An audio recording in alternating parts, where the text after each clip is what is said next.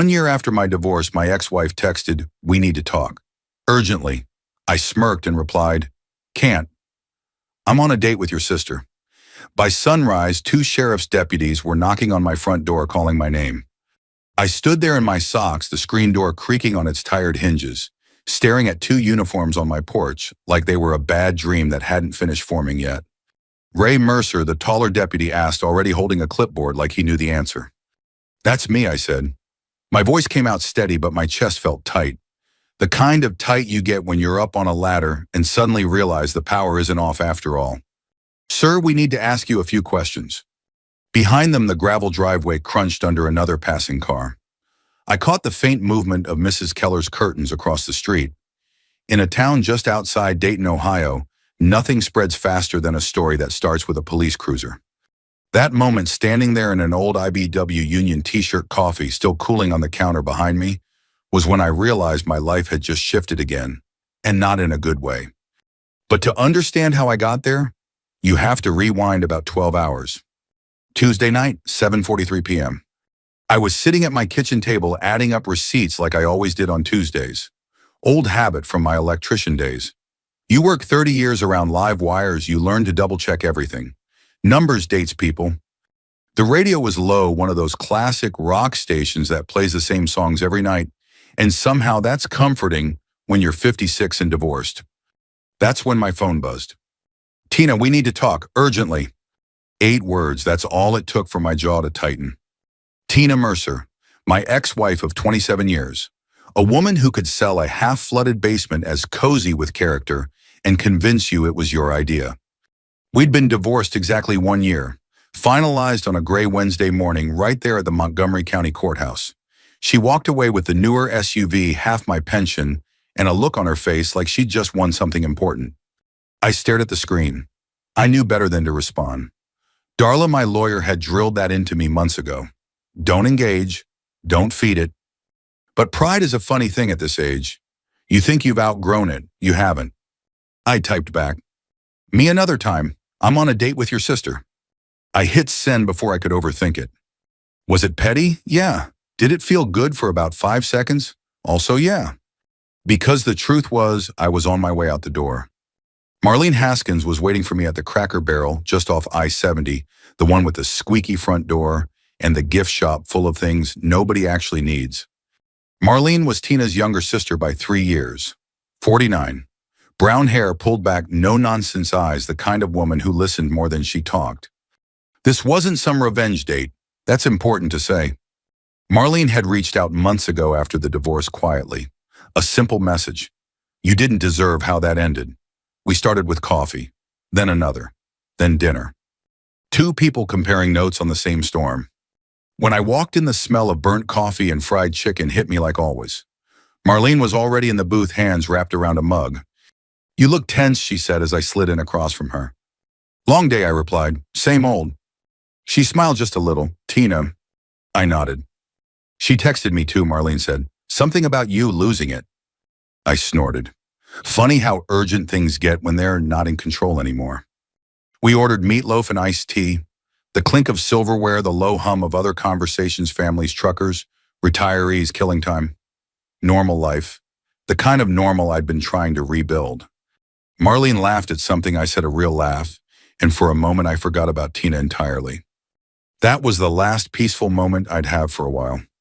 When I got home that night, my phone was lit up like a Christmas tree. Missed calls, unknown numbers, a voicemail I didn't play. I shut the phone off and went to bed anyway. That was my second mistake. Wednesday morning, 6:18 a.m. The knock was firm, not aggressive, confident. I knew right away it wasn't a neighbor. I pulled on jeans, slipped into my socks, and opened the door. 2 deputies, brown uniforms, one older, one younger. The older one smelled faintly of aftershave and cold air. "Ray Mercer," he said. "Yes. Sir, we're here regarding a complaint filed last night." My stomach dropped. They didn't accuse me of anything outright. They didn't have to. Words like harassment and unwanted contact floated in the air like dust motes. "We just need your side of things," the younger deputy said. I nodded, trying to keep my voice even. I answered their questions about Tex, about my relationship with my ex-wife, about Marlene. I could feel the ground shifting under my feet. After a few minutes, they thanked me and turned to leave. As they walked back to their cruiser, Mrs. Keller's curtain twitched again. That's when it hit me. This wasn't about closure. This wasn't about talking. This was about leverage. And somewhere between my smart mouth text and that knock on the door, Tina had decided to remind me she could still reach into my life and shake it hard. I stood there in the doorway long after the cruiser pulled away, thinking one thing over and over. What exactly did she tell them? And why now? I didn't go back to sleep after the deputies left. I stood at the kitchen sink staring out at the frost clinging to the edges of my driveway, listening to the old refrigerator kick on and off like it was thinking too hard about its job. My coffee had gone cold, but I drank it anyway. At my age, you learn not to waste things. By 8 o'clock, my phone was back on. 3 new texts from Tina. I didn't open them. Instead, I called Eddie Rourke. Eddie and I had worked side by side for nearly 20 years, pulling wire in factories, schools, hospitals, anywhere they needed electricity, and didn't mind paying union rates. He retired a year before I did, and somehow looked 10 years younger for it. He picked up on the second ring. Ray, he said, you sound like hell. Got a minute? For you always. I told him about the knock, about the complaint, about Tina. There was a pause on the line, the kind where you could almost hear the gears turning. You got a lawyer, Eddie asked. Had one for the divorce. Haven't talked to her in months. You need one now, he said. And not some billboard clown. You need someone who knows how small-town messes actually work. He gave me a name. Darla Nguyen. She's sharp, Eddie said. Doesn't scare easy. And she doesn't let people bluff. That was all I needed to hear. Darla's office sat between a closed nail salon and a dry cleaner that always smelled like starch and old perfume. The sign on the door was simple. No slogan, no smiling stock photo. Inside it was quiet, a faint hum from a copier in the back, the smell of paper and burnt coffee. Darla herself was in her late 40s, hair pulled back, reading glasses perched on her head. She didn't rush me. She didn't offer platitudes. She listened. I told her everything. The text, the date, the deputies. I slid my phone across the desk when she asked. She read Tina's message twice. Then she leaned back and said, "This isn't about your feelings." I blinked. "Excuse me." This, she said, tapping the screen, is about pressure. She's creating a record. She wants you reacting. Angry texts, defensive calls, anything she can point to and say, "See?" My hands tightened in my lap. I hated that she was right. She asked to talk, I said it was urgent. Darla gave a short laugh. Not unkind, not amused either. They always say that when they need something signed. That stopped me cold. She leaned forward. "Ray has Tina asked you recently for a favor, something paperwork related." I thought back, really thought. A week earlier, she'd left a voicemail. Soft voice, almost friendly. "Hey, I just need to clear something up from when we were married. Should be quick." I hadn't called her back. "I think so," I said slowly. Darla nodded like she'd expected it. "There it is." She laid out the rules like a checklist. "No more direct contact. Everything goes through me. You don't explain yourself to anyone, not neighbors, not Facebook, not family. You document. You stay boring. Boring wins." I nodded, though every instinct in me wanted to do the opposite. Then my phone rang. Kelsey, my daughter. I hesitated before answering, but Darla motioned for me to take it. "Dad," Kelsey said. Her voice was tight. "Are you okay?" "I'm fine," I said. "Why?" "Aunt Tina posted something weird, about being scared, about protecting herself. People are commenting." My chest ached. This was exactly what I'd hoped to avoid. "I'm handling it," I said, "I promise." After I hung up, I sat there staring at the wall. Darla watched me carefully. "This is the part that hurts," she said, "when it leaks into your kids' lives." I nodded. She knows exactly where to hit. Darla pulled a folder from her desk drawer. "Here's what I think is happening," she said. "Your ex is in trouble, real trouble, and she needs your name attached to something to get out of it." "What kind of trouble?" "Financial," Darla said. "Possibly legal. I'm going to start pulling records, but the timing lines up too well." I exhaled slowly. So this urgent talk was never about closure, Darla finished. It was about consent. I thought about Marlene. about the tired look in her eyes the night before. On my drive home, she called. "She's been calling everyone," Marlene said, "saying you're unstable, that you're trying to hurt her." I gripped the steering wheel. The familiar crack in the dash caught the sunlight just wrong. "I'm sorry," I said. "I never wanted you dragged into this." There was a pause. "Ray," she said quietly, "she's scared. I've never heard her like this." That should have comforted me. Instead, it made my skin crawl. That night, Darla emailed me one sentence. "She's going to escalate." I stared at the screen, the radio murmuring in the background, and realized something I hadn't fully accepted yet. Tina wasn't done with me. She was just getting started. By Thursday morning, the rumor had legs. I felt it before I saw it. When you live long enough in a place like ours, you develop a sense for when the air changes. It's in the way people pause half a second too long before speaking. It's in the way smiles stop reaching eyes. I pulled into the parking lot of my first inspection of the day, a small ranch house outside Fairborn, and sat in my truck for a moment, hands resting on the steering wheel. The radio was on low, some talk show, arguing about things that didn't affect me. I shut it off. My phone buzzed. An email notification. "Inspection canceled." No explanation, just canceled. I frowned and checked my calendar. That was $500 gone. Not pocket change, grocery money, utility money, peace of mind money. I scrolled. There it was. A brand new 1-star review. "Unprofessional, made me uncomfortable, would not recommend."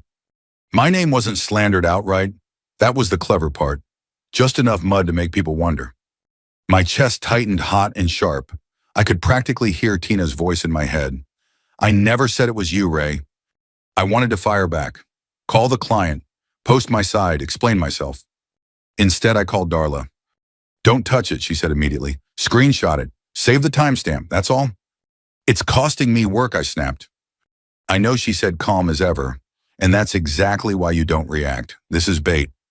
I hung up and sat there longer than I should have. When I finally stepped out of the truck, I noticed something else. The neighbor across the street, an older guy washing his car, looked up, saw me, and looked away. That one hurt more than the review. By lunchtime, I'd lost 2 more appointments. I ended up at a diner I'd been going to since my apprenticeship days. Same cracked vinyl stools, same burnt toast smell.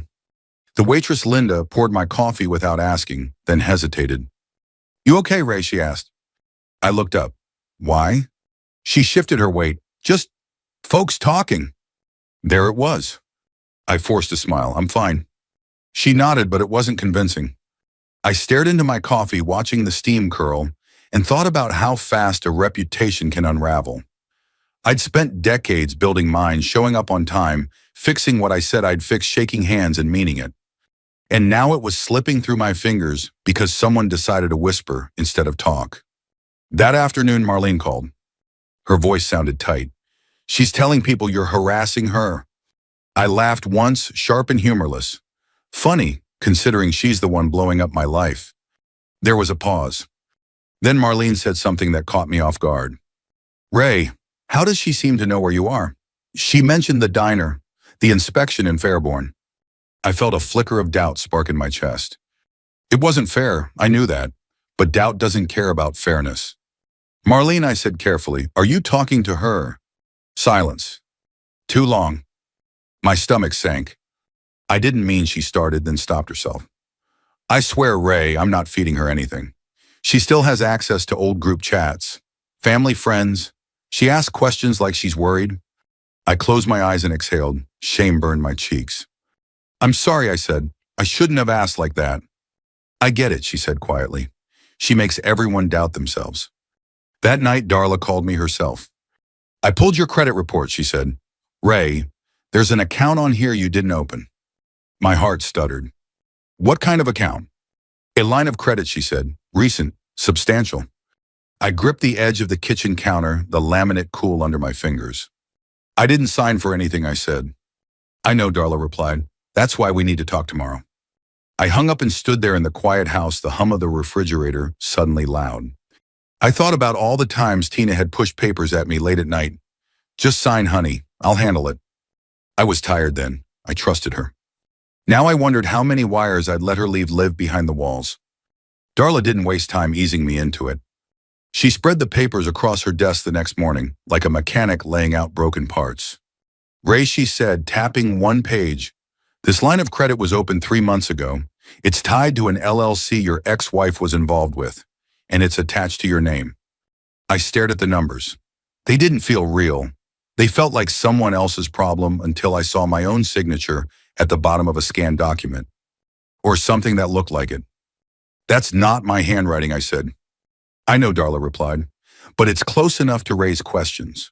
Close enough to make lenders comfortable. Close enough to scare you." My hands started to shake. These were the same hands that used to strip insulation without nicking the copper. The same hands that never trembled on a ladder. Now they felt like they belonged to someone else. "She used an old authorization," Darla continued. "Something from when you were married. A document that gave her limited power to act on your behalf. It should have expired, but she leaned on it anyway."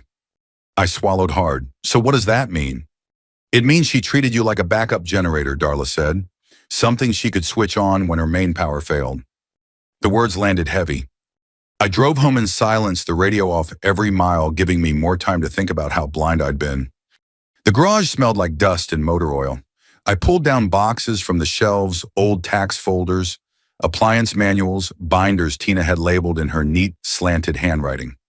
I sneezed as a cloud of dust rose. My eyes burned.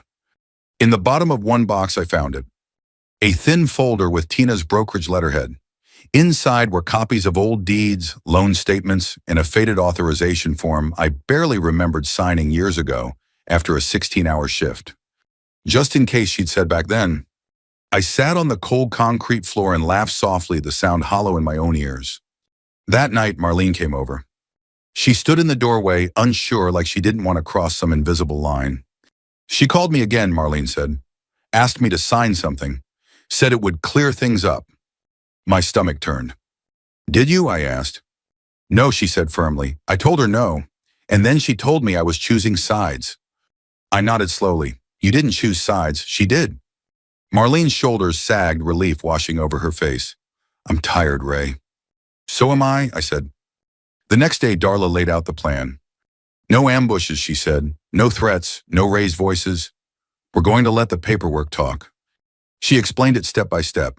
Subpoenas, records requests, timelines, dates and signatures stacked like bricks. "She has an event next week," Darla said. "A Chamber of Commerce luncheon. She's speaking about ethics in real estate." I snorted. "You can't make this stuff up." Darla smiled thinly. "That's where we end this." I felt a knot tighten in my chest. Public.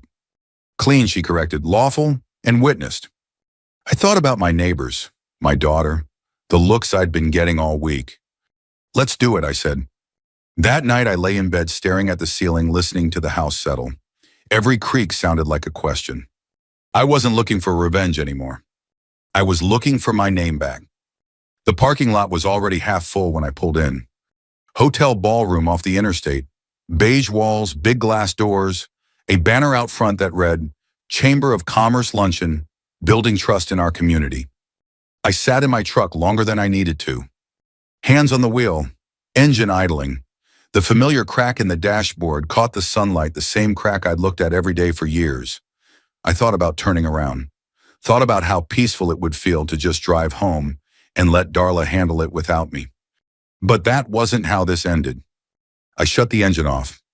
Inside, the place smelled like overcooked chicken and weak coffee, round tables covered in white cloths, name tags, polite laughter that stopped just a little too fast when people recognized me. I kept my head up. Darla was already there, standing near the back with a leather folder tucked under her arm. She gave me a small nod. Calm, steady. "You ready?" she asked quietly. "No," I said, "but let's do it anyway." Tina was across the room. She looked good. She always did when there was an audience. Hair perfect, smile practiced, working the room like she owned it. When she saw me, her smile flickered, just for a second. Then it came back sharper. She turned away. We took seats near the aisle.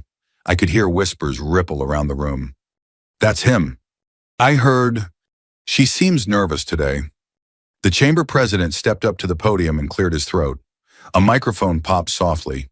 He thanked sponsors, made jokes that landed politely. Then he introduced Tina. An example of integrity in local real estate, he said. I felt something twist in my chest. Tina walked up, confident hands resting lightly on the podium. She started talking about trust, about transparency, about doing things the right way. Every word felt like sand in my teeth. Darla leaned toward me. Wait, she whispered. Tina was mid-sentence when Darla stood. She didn't raise her voice. She didn't interrupt. She waited for a pause. Then she said, clear and professional, excuse me. I'm attorney Darla Nguyen. I have documents that must be formally presented. The room went quiet. Paper rustled, chairs shifted. Tina froze. What is this? She asked, her voice tight. Darla walked forward and placed the folder on the podium. One page, then another. Dates, signatures, timelines. These documents show that Mr. Ray Mercer's name was used without his informed consent to secure financing tied to an LLC associated with Ms. Mercer. Darla said evenly. Murmurs rippled through the room. Tina's face drained of color. This is harassment, she snapped. He's obsessed. Marlene stood up. Her voice shook, but she didn't sit back down. She asked me to sign false paperwork too, Marlene said. I refused. Then she turned on both of us. The silence was heavy now. One of the brokers near the front leaned forward, peering at the documents. Then another. A man I recognized, big investor, loud voice, stood abruptly. If this is accurate, he said, I'm pulling out, immediately. That was it. That was the sound of the floor dropping out from under her. Tina opened her mouth, then closed it. Her hands trembled on the podium. No tears this time, just panic. I stood. I didn't say much. I didn't need to. I just want my name back, I said. That was enough. Outside, the air was sharp and cold, the kind that bites the inside of your nose and makes everything feel too real. People spilled out of the ballroom in small clusters, pretending they had somewhere else to be. Nobody wanted to be caught close to a fire once they realized it was hot. Darla walked beside me, her heels clicking on the pavement, her folder tucked under her arm, like it weighed nothing. Marlene trailed a few steps behind, arms folded tight across her chest. I made it halfway to my truck before Tina's voice cut through the air. Ray. I didn't turn right away. I didn't want to. I wanted to keep walking, keep breathing, keep my hands steady on the keys like nothing could touch me anymore. But old habits die hard. I turned. Tina came out fast, heels slipping slightly on the concrete. Her face was tight, flushed with humiliation and anger. The polished realtor mask was gone. This was the Tina I remembered from the worst nights of our marriage, eyes bright with fury, mouth already forming the next accusation. How dare you, she hissed. You came in there to destroy me. Darla stepped forward calmly. Miss Mercer, any further communication with Mr. Mercer goes through my office. Tina ignored her. Do you have any idea what you just did? Tina snapped at me. You humiliated me in front of everyone. You always needed to be the victim. I let out a slow breath. My heart was still racing, but it wasn't panic anymore.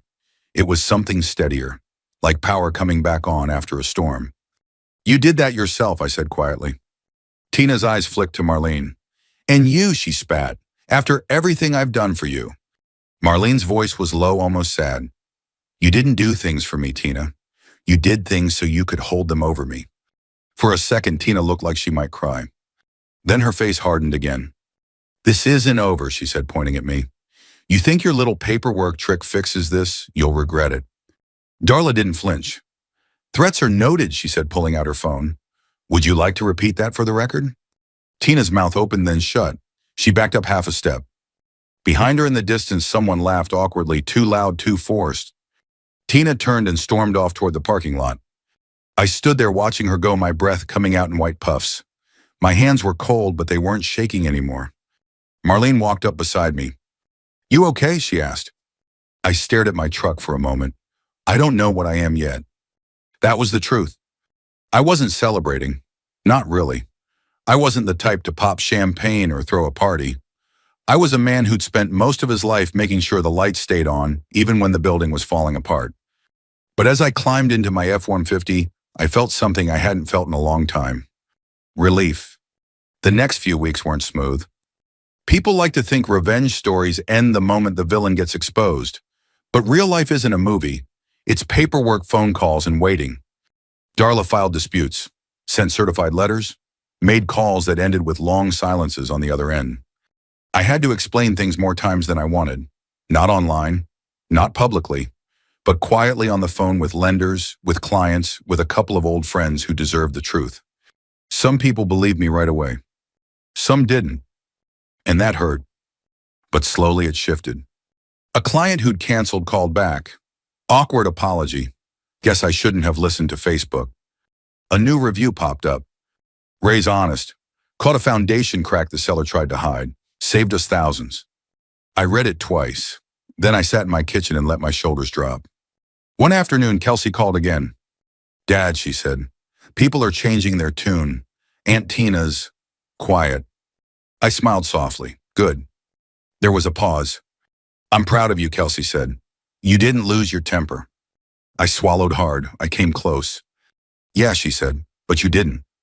After that call, I sat for a long time in silence, listening to the house settle, realizing how much I'd needed to hear those words. Marlene and I kept things simple. No grand declarations, no dramatic romance.